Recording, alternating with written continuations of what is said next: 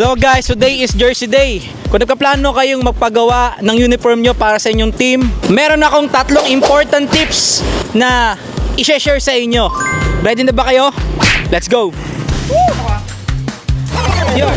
Number 1 tips na dapat i-consider natin ay ang graphic and design. Pumili kayo ng gumagawa ng jersey na may malawak ng knowledge. Para sa akin, ito ang susi para magkaroon tayo ng makulay at magandang jersey.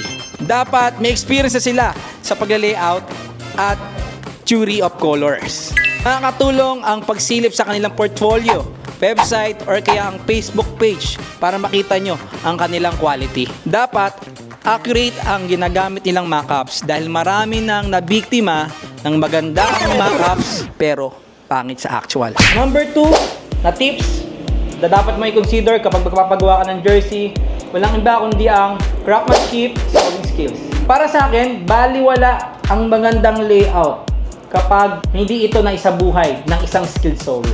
Make sure na veteran, passionate ang isang sewer para makagawa ng isang maganda at matibay na masterpiece. Pangatlo na dapat mo i-consider sa pagpapagawa ng jersey, walang iba kundi ang price o presyo. Maraming nangangako na sobrang mura at sobrang bilis sa paggawa.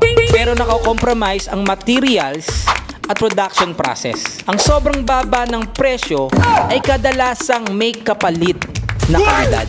Hanapin natin yung merong reasonable price, may solid na materials, may maayos na proseso.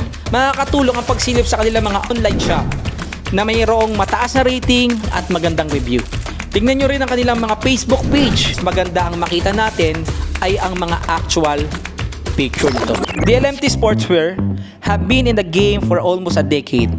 Sa service at quality, hindi na kami ang magsasayta dahil sinisigaw namin yan through our work. Try nyo magpagawa sa amin ng inyong mga uniform from polo shirt, t-shirt, jacket, jogger pants, NFL, football jersey, at syempre ang aming specialties, ang basketball jersey. Problema, malayo, nasa ibang bansa, naka-onboard.